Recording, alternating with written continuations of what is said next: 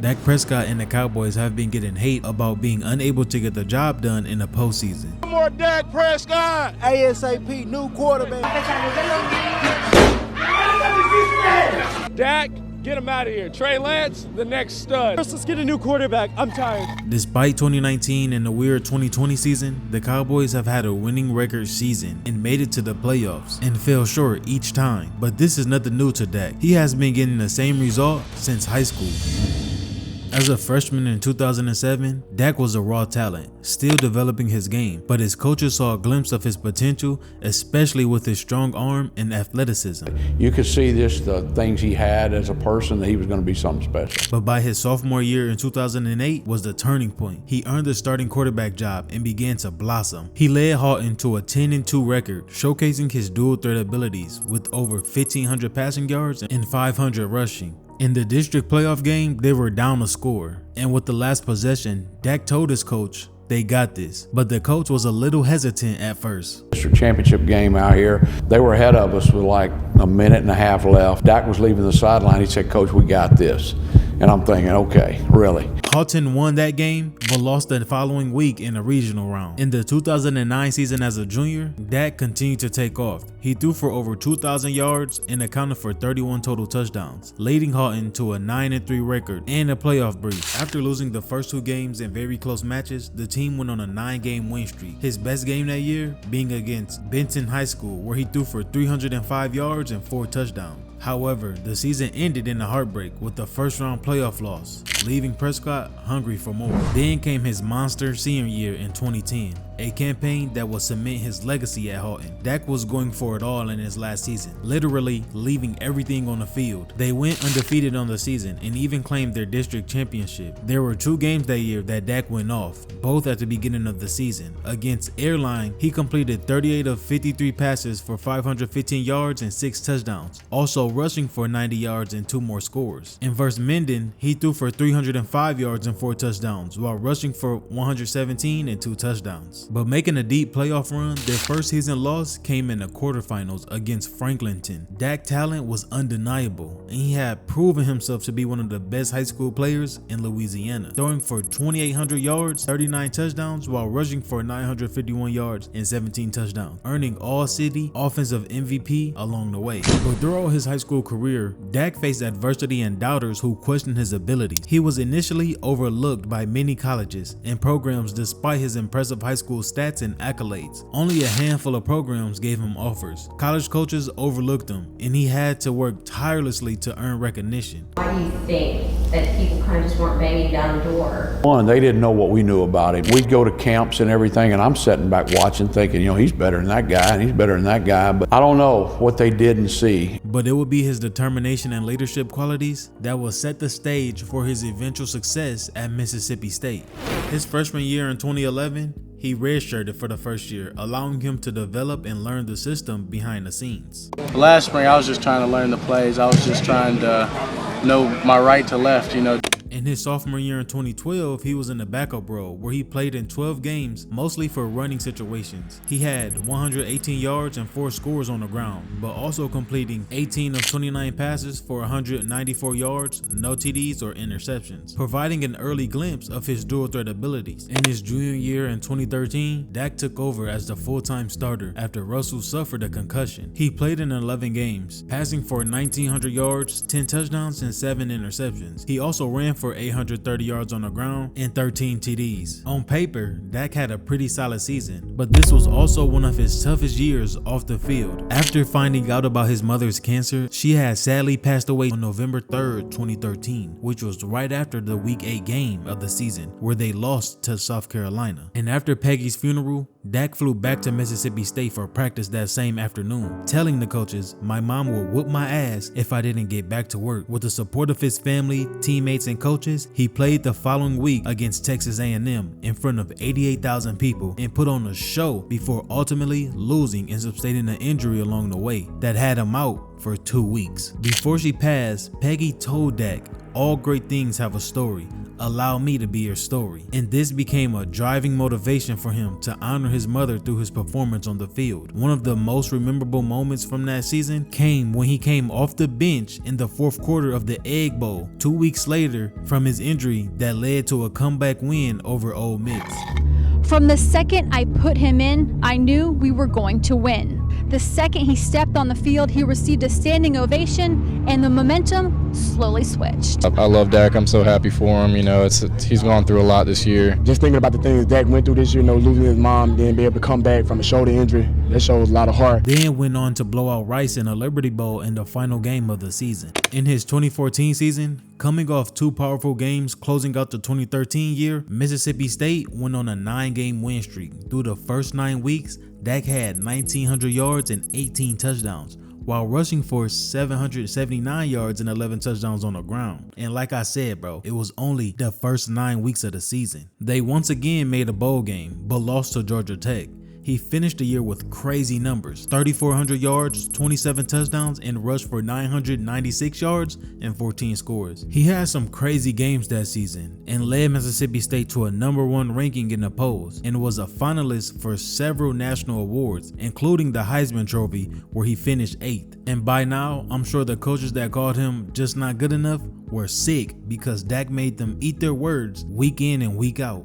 But before his final season in 2015 started, he was in the news, but not for anything that he did on the field. He was forced to sue makers of the Dak Dynasty shirt for using his likeness, which was against the NCAA rules at the time. The lawsuit alleged that the Matthew Print and Appeal Company LLC did not receive permission to use Prescott's name or likeness. According to court documents, the items with Dak's name on them were being sold through the company's website and were also being promoted on Facebook pages. The Mississippi State Chief Communications Officer said that several cease and desist notices were sent to the company by Dak's lawyer but were being ignored. The school had no involvement in the lawsuit, but Dak did retain a lawyer through the NCAA's Opportunity Fund, and once he became aware of the t-shirts being sold, he had to take action against the company according to the NCAA bylaws. And if no action was taken, he could have had his eligibility affected if he decided to return to school for his senior season. And then, after that whole lengthy process, while being on spring break in Panama City, he and 2 teammates were jumped and beaten bad, which was all caught on cam. It quickly hit the internet and was everywhere. Mississippi State quarterback Dak Prescott attacked on spring break.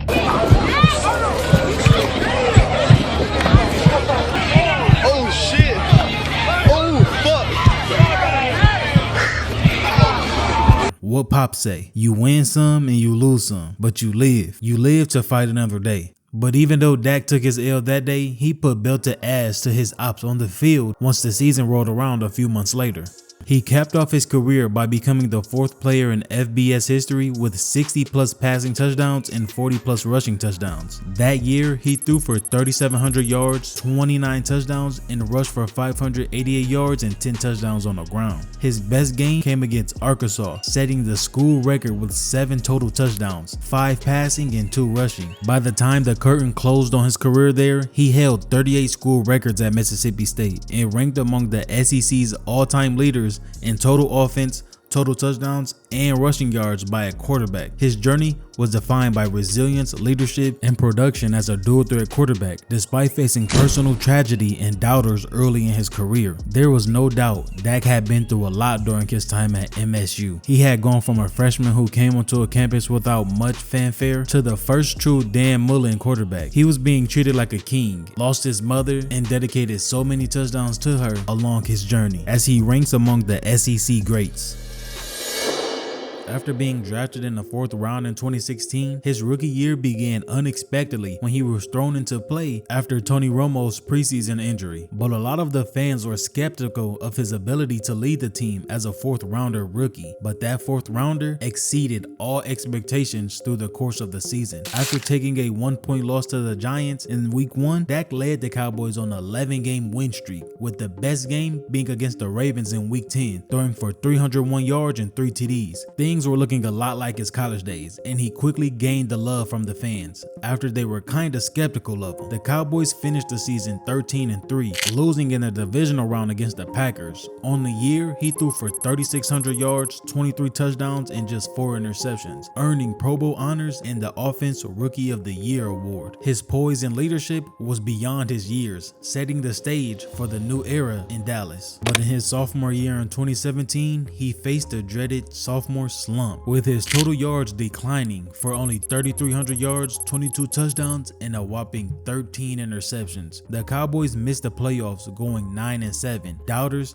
began to rise, and through 6 weeks, he had to deal with playing without his partner in crime in the backfield, while Zeke was out with the 6-game suspension. He had quite a few horrible games that year. The first one came in week 7, where he went 14 of 22 and only had 143 yards and no TDs, but surprisingly left with the dub that week. But just wasn't so lucky 3 weeks later against the Eagles, where he went 18 of 31 for 145 yards, 0 TDs, and 3 interceptions with a 14.3% QBR. He then followed up the following week with the similar stats against the Chargers, 20 of 27 for $179 and 2 interceptions with a 19.9 QBR. Bouncing back in his third year in 2018, he led the Cowboys back to the playoffs, winning the wildcard game against the Seahawks, only to lose in a divisional round to the Rams. I really am sorry. I'm really sorry that your season's over. His personal stats increased from the sophomore slump, with 3,800 yards, 22 touchdowns, and 8 interceptions. He earned his second Pro Bowl selection and silenced many critics with clutch performances. But his 4th season in 2019 was statistically his breakout year. He threw for a career high 4,900 yards and 30 touchdowns. Despite his individual success, the Cowboys missed the playoffs, going just 500 that year, going 8-8 on the season. It was then the questions began to rise about the team's overall direction. And in the weirdest season the NFL has ever seen, tragedy struck in week 5 when he suffered a fractured and dislocated right ankle, ending his season prematurely. It was a devastating setback for Dak, but his determination to return stronger became evident, remembering what his why was. In his 6th season in 2021, his comeback was nothing short of inspirational. He faced heavy criticism from doubters that questioned his ability to perform after what had happened in the previous year. He threw for 4,400 yards and a career high 37 touchdowns, leading the Cowboys back to the playoffs just to lose in a weird way late in the game against the Niners.